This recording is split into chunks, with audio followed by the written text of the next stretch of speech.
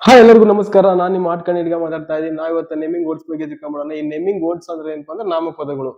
ಈ naming words ಇನ ಒಂದು ಡೆಫಿನೇಷನ್ ಏನಪ್ಪಾ ಅಂತಂದ್ರೆ noun is the name of the person, animals, place or things.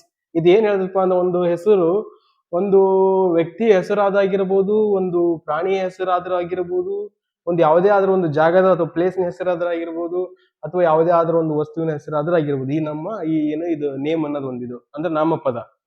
ಅದರಲ್ಲಿ ಎಕ್ಸಾಂಪಲ್ ಏನಪ್ಪಾ ಅಂದ್ರ ಹರಿ ಈಸ್ ದ ಟಾಲರ್ ಬಾಯ್. ಈ ಒಂದು ವಾಕ್ಯದಲ್ಲಿ ಆ ನಮಗ ಹರಿ ಅನ್ನೋದು ಏನಿದೆಯಲ್ಲ ಇದು ನಾಮಪದ. ಅಂದ್ರ ಇಲ್ಲಿ ಒಂದು ಹೇಳಿದಲ್ಲ ನೌನ್ ಅನ್ನೋದು ಏನೋ ಒಂದು ನಾಮಪದ, ಒಂದು ವ್ಯಕ್ತಿ ಹೆಸರಾದ್ರೂ ಆಗಿರಬಹುದು. ತದನಂತರ ಏನಾಗತ್ತಪ್ಪ ಅಂದ್ರೆ ಎರಡನೇ ಒಂದು example the dog is mad. ಇಲ್ಲಿ ಡಾಗ್ ಅನ್ನೋದು ಏನಾಗಿದೆಯಲ್ಲ ಒಂದು ನಾಮಪದ, ಇದು ಒಂದು ಪ್ರಾಣಿಯ ಹೆಸರಾಗಿದೆ. ಅಂದ್ರೆ ನಾವ್ ಇಲ್ಲಿ ಏನ್ ಹೇಳ್ತೀವಿ, ಅದು ನೌನ್ ಅನ್ನೋ ಒಂದು ಪ್ರಾಣಿಯ ಹೆಸರಾದ್ರೂ ಆಗಿರಬಹುದು. ತದನಂತರ third example I have I live in Nagpur ಅಂತ ಹೇಳ್ತೀವಿ. ಇಲ್ಲಿ ನಾಗ್ಪುರ್ ಅನ್ನೋದು ಒಂದು ಸ್ಥಳದ ಹೆಸರಾಗಿದೆ. ಅಂದ್ರ ನೌನ್ ಅನ್ನೋದು ಒಂದು ಪ್ಲೇಸಿನ ಹೆಸರಾದ್ರೂ ಆಗಿರಬಹುದು. ತದನಂತರ ಮೂರನೇ ಎಕ್ಸಾಂಪಲ್ ಅಲ್ಲ, ನಾಲ್ಕನೇ example I have a computer. ಇಲ್ಲಿ ಕಂಪ್ಯೂಟರ್ ಅನ್ನೋದು ಏನಿದೆಯಲ್ಲ ಒಂದು ವಸ್ತುವಿನ ಹೆಸರಾಗಿದೆ.